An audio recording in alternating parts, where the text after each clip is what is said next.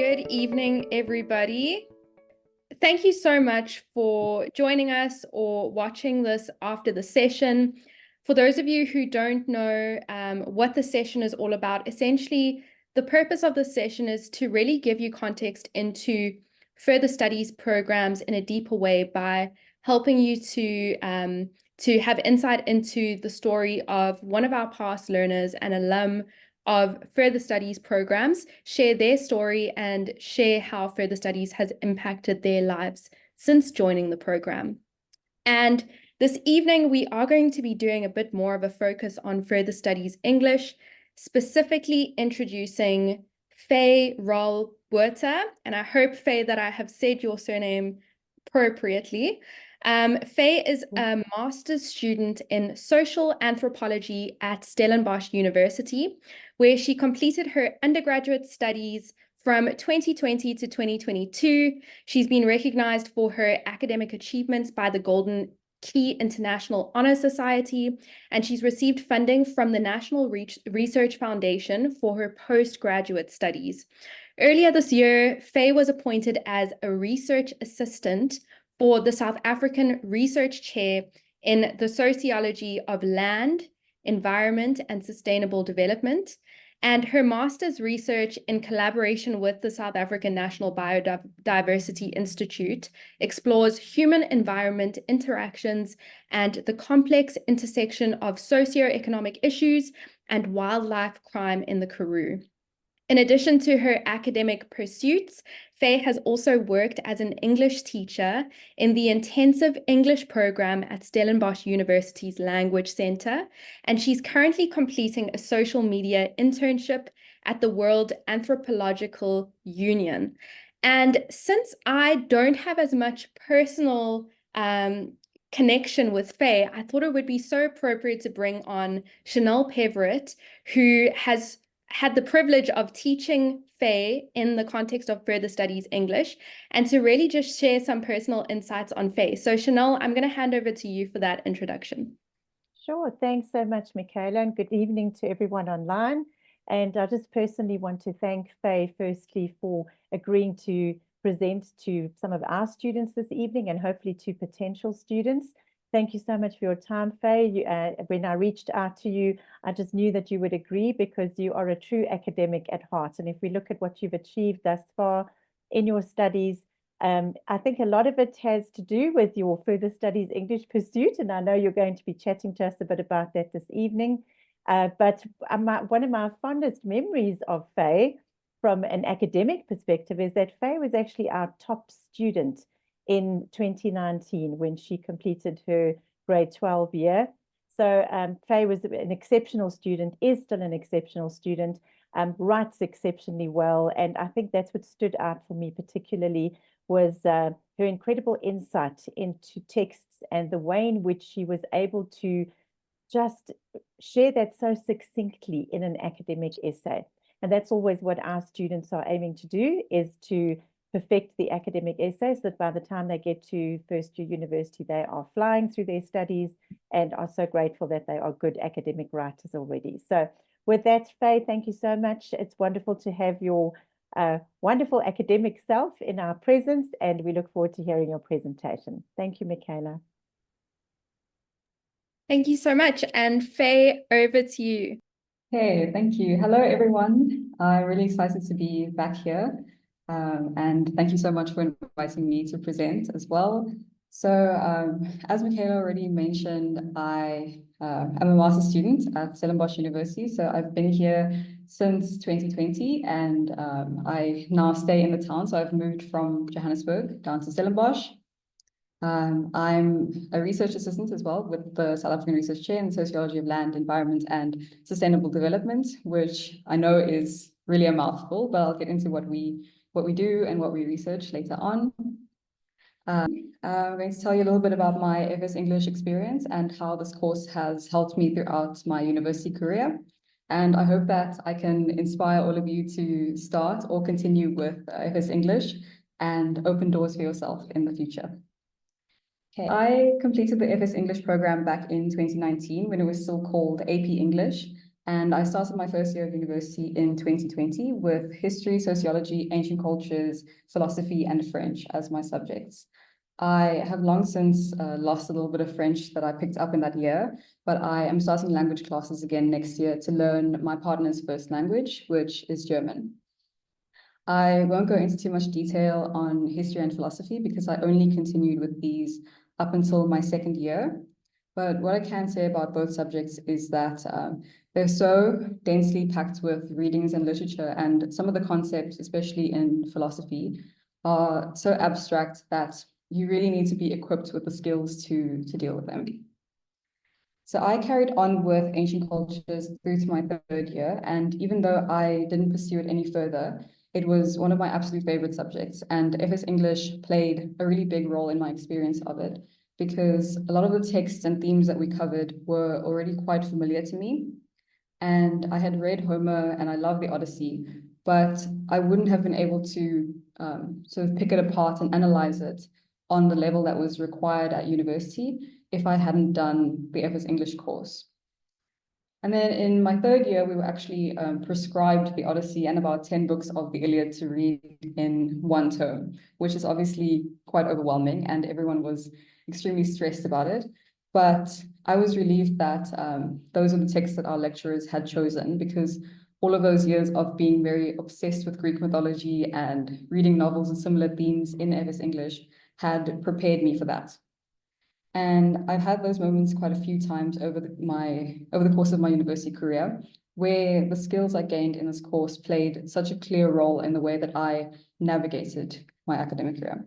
I graduated in 2022 with sociology and social anthropology as my majors. So people who specialize in both disciplines come together, and we look at quite similar themes.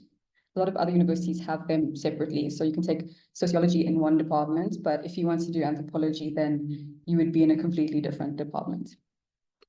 So anthropology, like ancient cultures, is it's very demanding in the depth of reading that is required, but the structure is surprisingly similar. This is a field where reality is often stranger than fiction.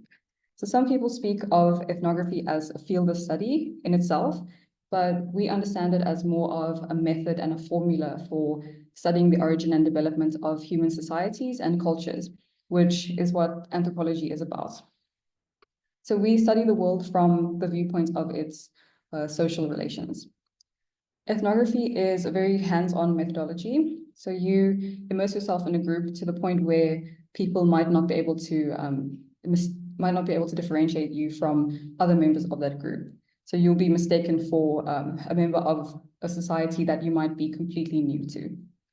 You gain an understanding of people and the way that they relate to each other and their environment by observing them in what we call participant observation for months or even years at a time. So some anthropologists might go out and spend maybe 5 to even 10 years with one specific group of people so that they can really become a part of that group. We can go out and interview 200 or even 2,000 people according to a very fixed set of questions in a questionnaire or a survey, and come to conclusions about their society and their culture from that.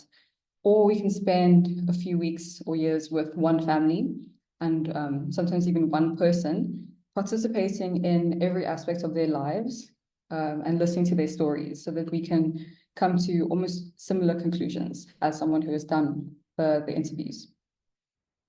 Because of the way that anthropologists study people, our research can be quite high risk, and the field has had its fair share of controversies over the years.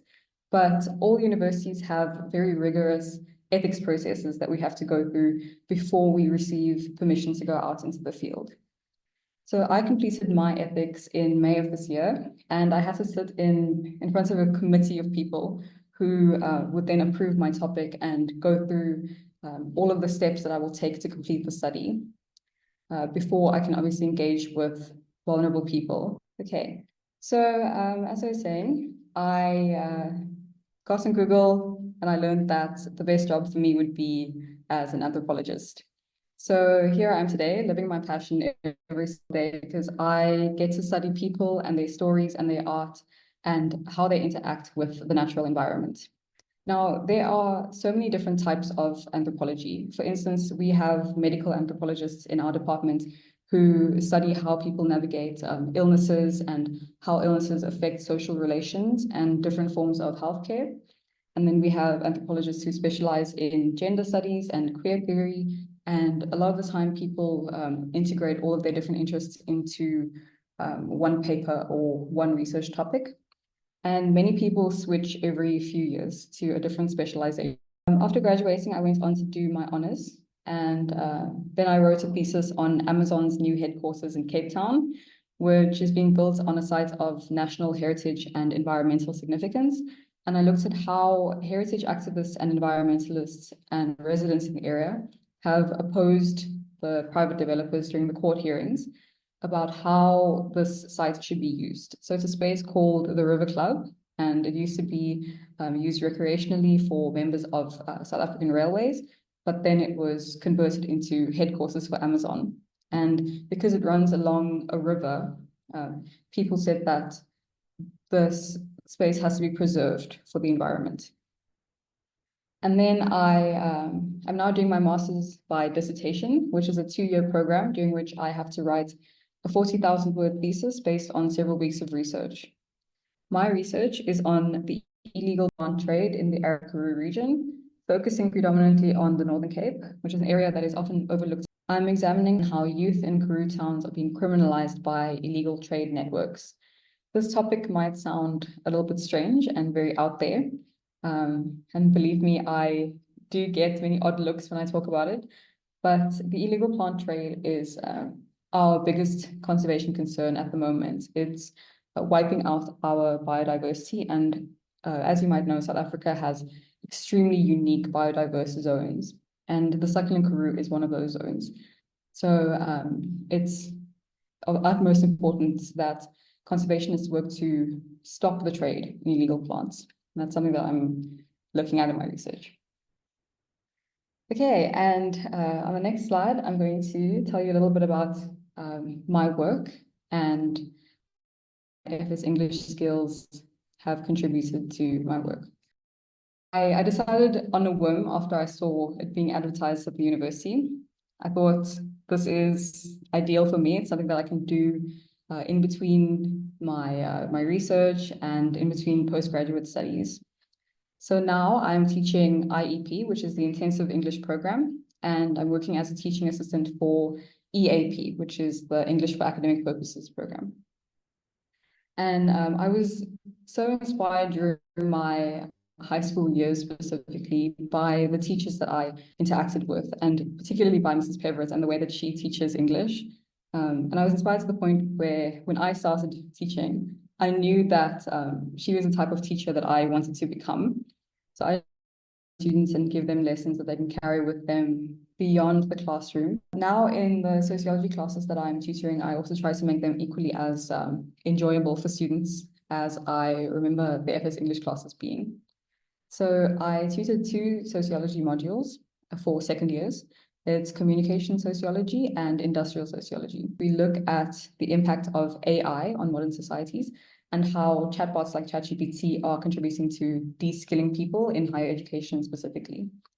FS English not only taught me how important reading and writing skills are, but also how magical and irreplaceable human creativity is. So I like to show my students in communication sociology that they have something to offer that AI will never have, and that AI cannot recreate, and that there's so much value in being able to produce one's own unique work. One of the best things about FS English for me was that it showed me what I'm capable of. And when I tutor communication sociology, I try to get it across to students that they should have faith in their own abilities and that they have so much more to offer than ChatGPT or any form of AI that is out there. You will be rewarded for your efforts and can have pride in the work that you've produced when you are able to produce it on your own terms with your own knowledge. Right? And that's something that we learn in communication sociology as well. So now I'll talk a bit about my research assistant duties. So the NRF has this program for South African research chairs.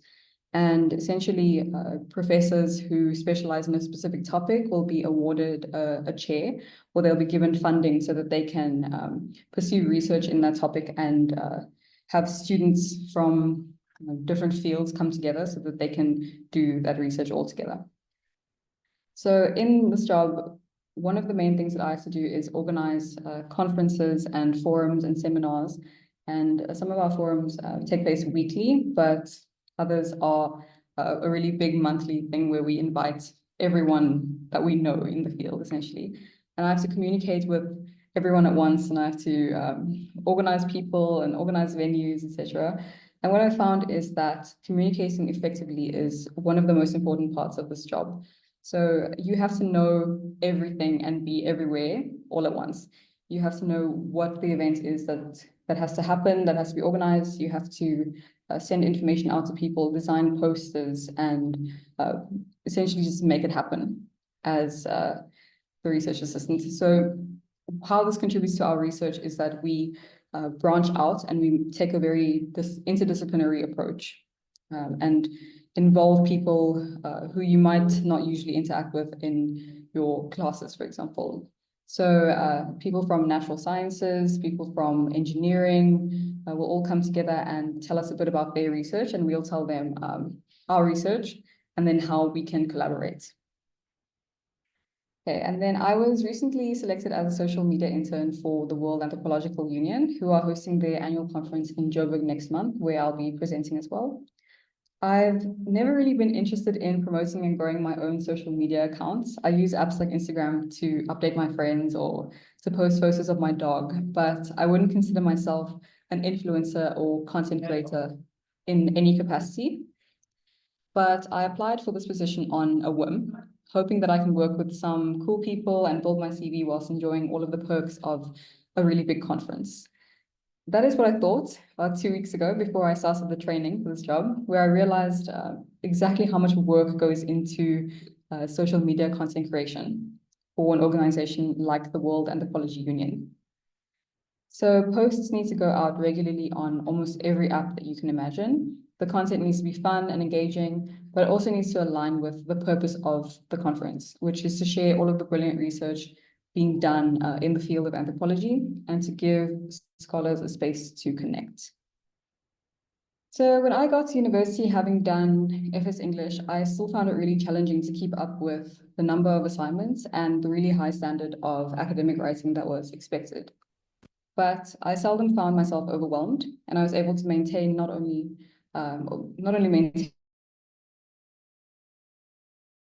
maintain, but also improve on the marks that I had been achieving in high school. And I was able to tackle these really long assignments and write well-structured essays without having to rely on AI or book stations at university's writing lab. And I attribute a lot of my achievements to the FS English program so strongly because I can see how it has directly impacted my life, and I can trace a large portion of my success back to the things that I learned in the program. So I was equipped with the skills to communicate effectively in a wide range of contexts. Thus, when I entered a new workplace or I had to present in front of a specific audience, I could pick up on and adapt to the type of language that was being used within that space. For example, last week I attended a conference called the Arid Zones Ecology Forum in California, and most of the people who were attending this conference were environmentalists, ecologists, botanists, and conservationists. So people who all have a strong background in the natural sciences. The presenters were mostly from the World Wildlife Fund, or what is now known as the Worldwide Fund for Nature, the National Biodiversity Institute, SANBI, Conservation International, etc. And there I was, presenting my preliminary findings as a student researcher who was completely new to the field of ecology. So I went in with very little idea of how I was going to communicate my ideas and contribute to this discussion in any meaningful way. But I knew that through reading and talking to people, I had accumulated the knowledge to confidently speak about my work on the illegal plant trade. Throughout the process of proposal writing and going into the field, I had to ask myself, what terminology and vocabulary can I add to my repertoire not only to communicate my ideas with a new audience, but also to expand my knowledge and establish myself as somewhat of an expert in this field. So by the time I arrived at this conference, I was quite confident in my ability to speak in what I call plant language, essentially. And I was relieved because I could see how far I had come, and I could see how much I understood. And this brings me to my second point. The words that you use and the material that you expose yourself to plays such a big role in shaping your academic and professional journey.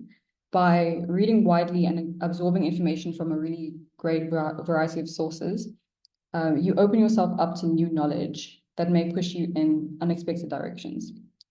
I was always interested in the natural sciences, but I was overwhelmed by the quantity and density of information that I would need to memorize before that field became accessible to me. And I didn't take math core in school, so I didn't qualify for courses like Earth System Science or Conservation Ecology. And I couldn't imagine how I would find room for all of my interests in the humanities and the arts. But when I immersed myself in books and papers about biology and ecology, regardless of whether they were fiction or non-fiction, I unlocked a world that had previously been inaccessible to me. And by reading and later talking to people about what I had read, I eventually learned to write in the language of that world, to write in the plant language. And that skill has opened so many doors for me. Right now, for example, I'm starting a collaborative project alongside WWF to conduct surveys in Karoo towns and engage with communities who have been affected by poaching and by legislation. And as was mentioned earlier, I'm also working with SANBI and Conservation International. So going to university or to pastry school or to design school, whatever interests you, is so much more than the pursuit of a qualification and a title. You get to pursue skills and knowledge in subjects that interest you, meet inspiring people, and engage with the things that you're passionate about every single day. But what I've learned is that if you want to do that successfully and later get a job that you love, you need to find ways to equip yourself with the tools to excel quite early on so that you don't have to spend the first years of your academic career trying to adjust and trying to build new foundations. My approach to university was previously based on the philosophy that the only person I'm really competing with is myself. And I quickly found out that is not true. So our economic system is structured in such a way that higher education institutions and the job market are highly competitive. And in every application process, there are so many candidates vying for the same position. But one of the best ways to elevate yourself and to stand out to admissions committees or interviewers is to master language and to speak eloquently and convincingly. And obviously, FS English is incredibly helpful with that, for picking up that skill. Okay, we'll go to the next slide. So I'll tell you a little bit about my inspiration, what inspires me, and how I find a balance and how I did during high school. So the picture on the left is of the South African Large Telescope. I actually took this from inside the Large Telescope when we went on a field trip earlier this year. So this telescope is called SALT. It's used to capture and decipher radio waves from outer space. So they say that with telescopes of this size, you could pick up a coin, a 5 Rand coin on the surface of the moon, for example, or you could hear radio waves from outer space at distances that you couldn't even imagine with the human mind, right? And I've attached this image because I want to make a point about the importance of seeing the bigger picture, which is what the SALT telescope does. And these are some of the tips that I have for balancing FS English with your schoolwork and doing exactly that, seeing the bigger picture. So I've said that you should personalize the material and find ways to align the course with your own interests. This is something that I often did during FS English. I knew that I was interested in mythology, for example, so I would choose texts that were heavy with Greek myth or Roman myth. And I would find books that I could somehow incorporate into my essays in the course, books that I loved, that interested me. And then see the program as a lifelong investment. So it's important to remind yourself of why you're doing all of this work. In the moment, it is really difficult to find a balance and to do everything that you need to do to prepare for your essays and your exams. But you often need to remind yourself that this is something that will impact your life so much in the future. And now that I'm working and that I'm at university, I can see exactly where FS English has contributed to my career. And then incorporate reading and writing into your daily routine. Now that I'm studying and working, I seldom find myself reading for enjoyment or spending long nights trying to finish a novel before I have to go to school in the morning. And when I do have time, I tend to read books or journal articles that I can use for my course. So I'm always engaging with similar topics and similar writing styles. But to escape that and to feed my brain with something different, I set aside time to read at least a few pages every day. And I often return to the novels that I read during the AP English years for the nostalgia and the comfort that they bring in the midst of my very busy and often stressful everyday life. I was recently reading The Talented Mr. Ripley by Patricia Highsmith, but unfortunately I lost my copy of it when I was in Joburg, and I haven't graduated from hard copies to electronic copies yet. I still find the idea of physical books very alluring, and I dream of having my own library one day. As long as it's sustainable, of course.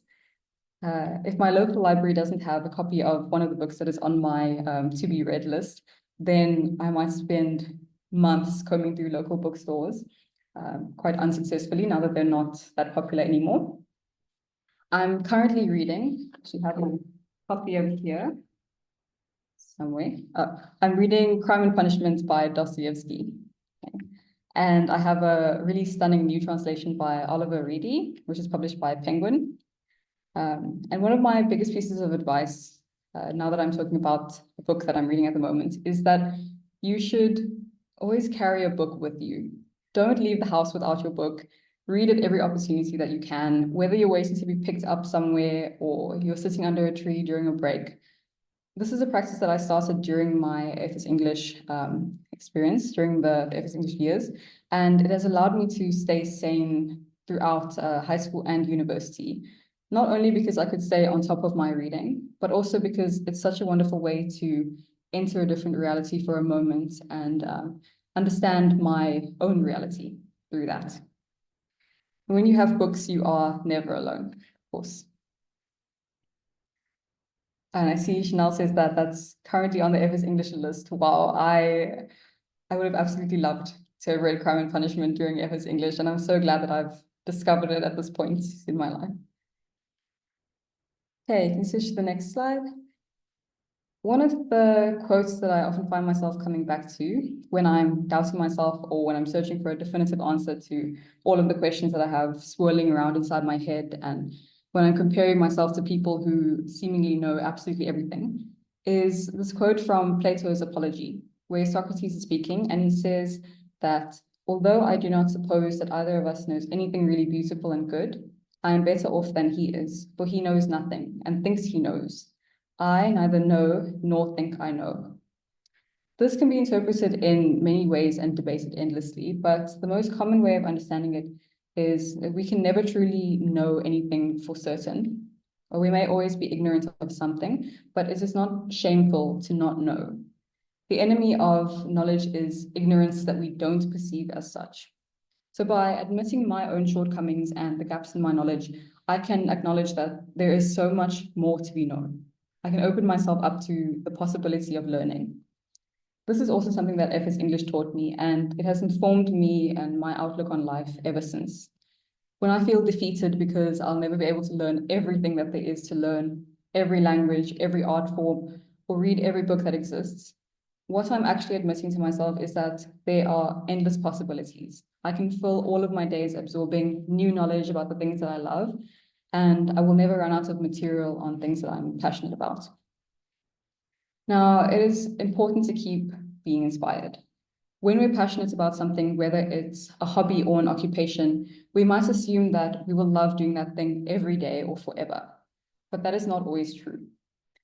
I sometimes go through phases where I don't want to read or write or crochet or hike, and these phases might last a few months or even a year, if I don't find inspiration.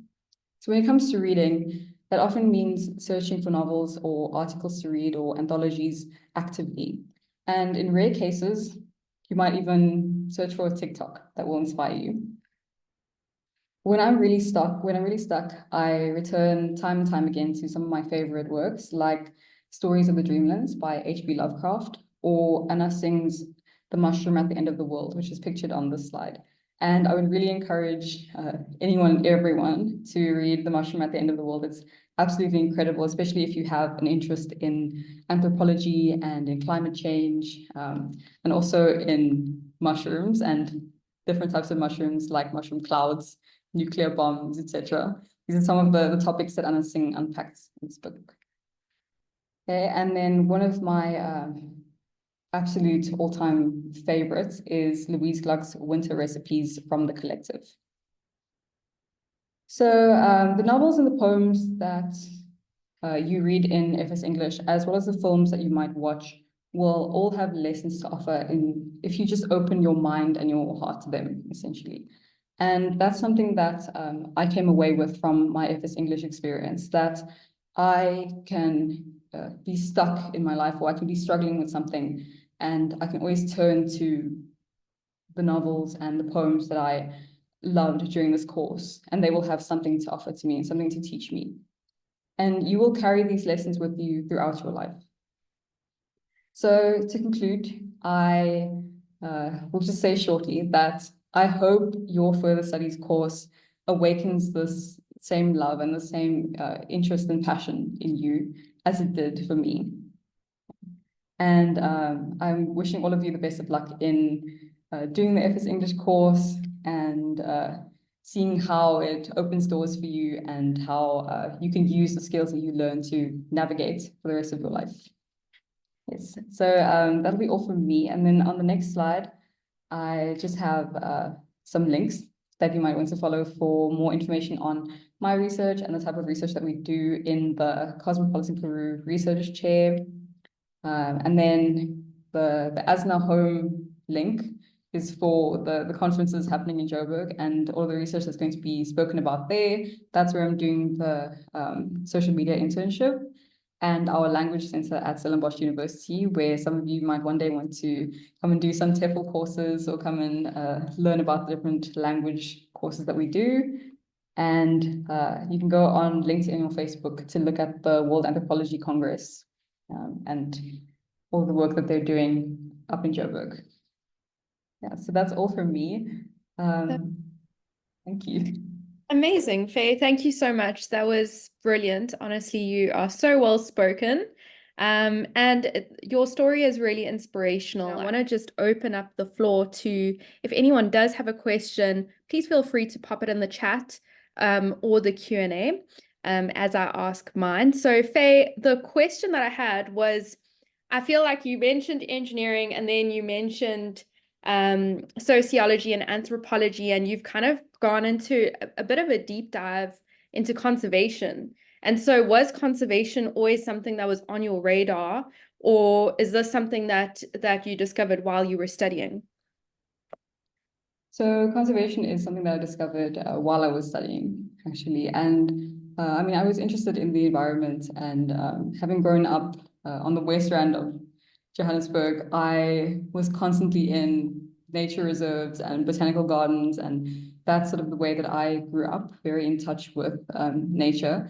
But I hadn't considered that that can be something that I can pursue throughout my life.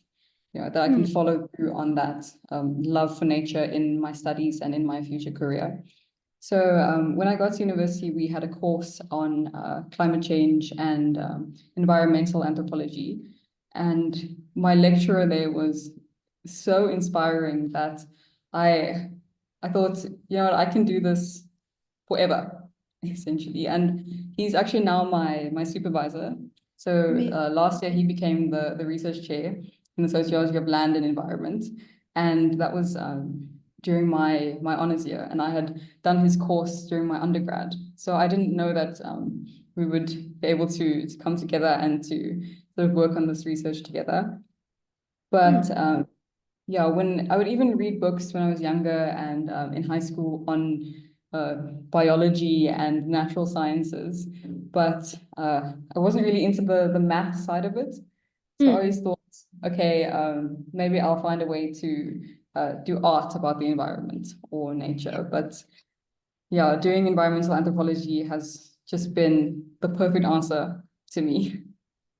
So cool. I love that. I love how your journey beyond school is just that. It's a journey. It's not like you need to know the end goal at the point where you finish school or even prior to that. So I think that's really important for students to take note of. And the other thing that I really latched onto when you were speaking was you mentioning that effective communication was so critical for you in your journey. And I think that something that people often underestimate is how communication will help you in so many different fields. This is not isolated to any particular kind of studies around language and English. It doesn't matter what you study.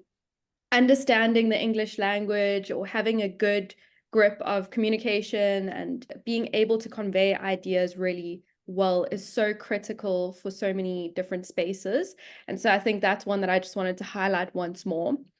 And yeah, I don't see any questions coming through on the chat. I feel like I could ask you a whole lot, but I'm also cognizant of time. And I wanted to just spend the last little bit quickly explaining how students who are watching this now or who are watching the recording would be able to also take further studies English. So I'm going to switch over to that presentation now. It's going to take me a second to switch over. But yeah, just as I do, Faye, a huge thank you to you for your time and all the effort that you put into this presentation. I know it's going to help those on the call, but it's also going to help so many people who watch this in the weeks and months and even years to come. So a huge thank you for you on that front. And I now need to navigate to the right window, which is going to be interesting for me. I'm going to stop sharing because I think I'm going to make a mistake if I don't do that. Thank you so much for having me and for the interesting conversation afterwards. Of course. And I just wanted to share and say, after 14 years of still teaching this subject, I realize again why I'm still teaching it. So you've inspired me again off the bat. So thank you so much, Faye, for your time. It's really been inspirational listening to you. And I'm sure a lot of our current further studies English students will be listening to this presentation going forward as well. We would encourage them to do that. So thank you very much. If you've been hearing now Faye talking about further studies English and you are interested in taking on the subject, I wanted to give you a quick intro into what the subject is about. Don't worry, I will make it nice and quick and snappy. But just to orientate you, firstly, further studies programs are essentially a separate subject that's offered by the IEB.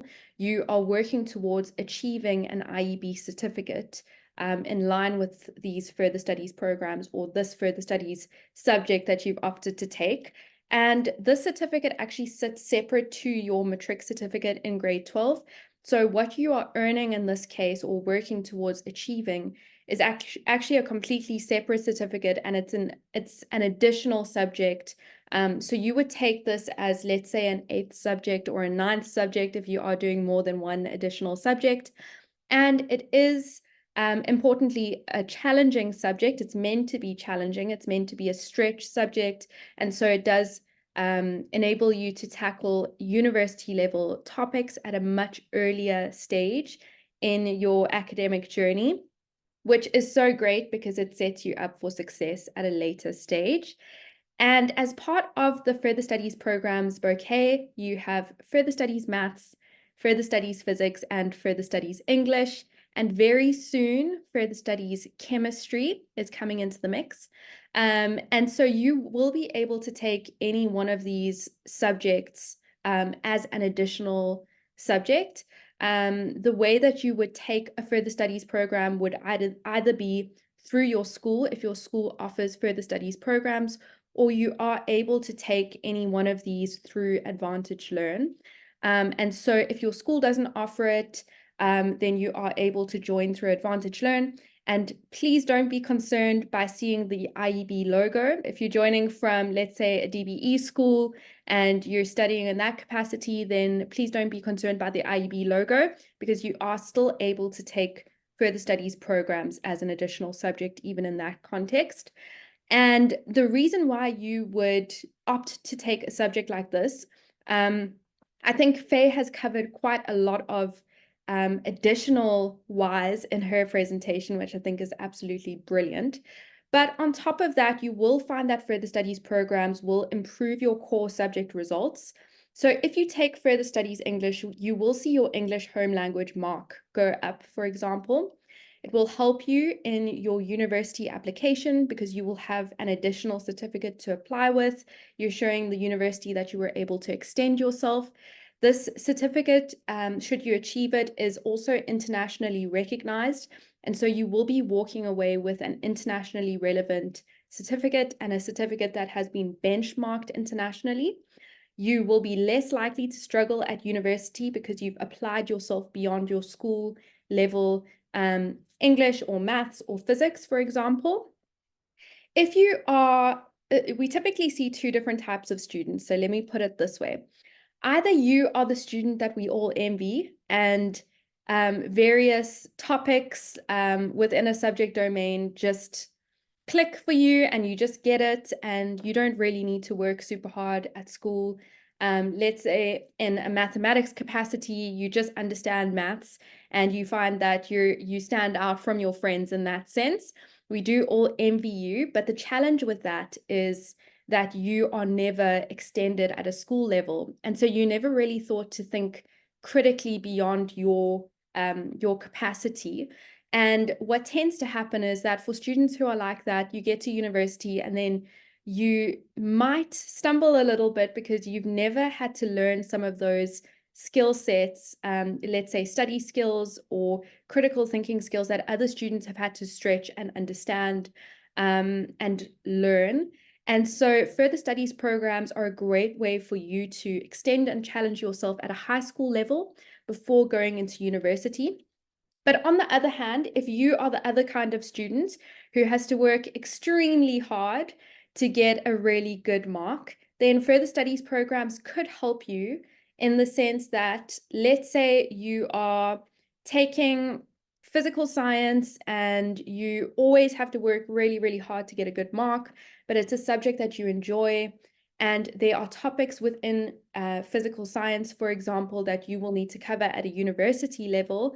Further studies physics in this scenario would be a great subject for you to then tackle some of those initial university topics well ahead of university, so that you're starting to form those foundations before going to university. And that's going to make it a lot easier for you.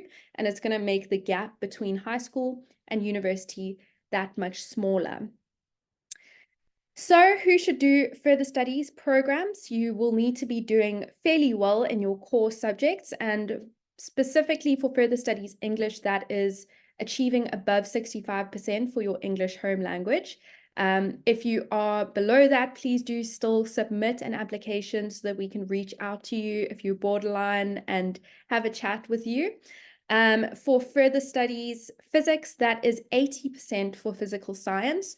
Again, if you are achieving close to that mark and you would still wish to apply, but you're not quite at that number, please do leave an application, particularly if you are achieving high results in maths core.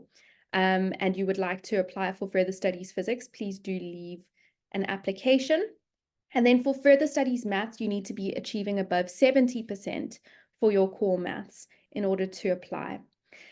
And of course, ideally, this is for the kind of students who are looking to prepare themselves better for tertiary studies, who want to give themselves the extra edge.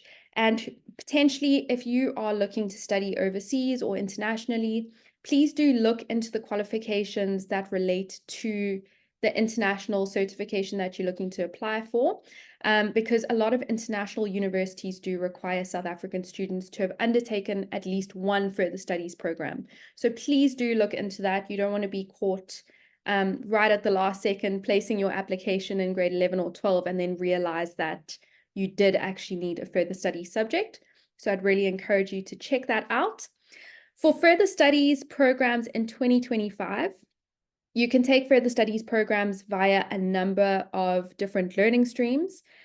Specifically, we have guided online lessons, which are available for further studies maths and further studies physics. Here, you will be able to take further studies maths and physics in a much more flexible way. So if the programs don't fit into your standard schedule, you can watch pre-recorded video lessons, complete them at a time that's suitable to you. You will be prescribed work, and so the program is still guided in that sense, and there's someone still checking up on you, but it's much more flexible. And you will still be sent your physical textbook for this specific learning stream. Then we have 2 alternative learning streams which take place in real time. That is either our live online lessons or our in-person lessons. And so to break down live online lessons, essentially it's pretty much what we're doing now. If you're on the live stream, we are able to talk in real time and go through topics in real time. And you will also be sent your physical textbook or workbook for this particular learning stream. And then we do have in-person lessons, which is quite a traditional learning stream, only for further studies maths and in Durban. So if you are based in Durban and looking to apply for further studies maths, this could be a potential option for you. Again, includes the same things, your textbooks and your workbooks. We do also have many additional layers of support. Sorry, before I go to that last slide. For further studies programs. So you will always be given access to digital resources via our online campus. You'll be added to class WhatsApp groups. There's parent WhatsApp groups. There's a lot of additional layers of support, be it technical support or academic support within our further studies programs. So if you would like to apply, please do visit advantagelearn.com/further studies subjects or further studies programs, and you will be able to choose your subject. You'll be able to then click apply now. And when you click apply now, it'll present you with an application form. Once you've filled it in, you'll submit your application and someone from the Advantage Learn team will be in contact with you with any next steps that come from it. Thank you so much for joining the session and for taking the time to listen. If you've joined the webinar or if you put your name down for the webinar, you will be sent a recording of this session as well as steps on how to apply if you would like to apply. Again, Faye, a huge thank you to you for your presentation. It was absolutely brilliant and we really, really enjoyed it. Thank you for taking the time. Thank you so much, Chanel, for joining us as well this evening. Always lovely to have you on the call. Thanks so much, everyone. Have a good evening.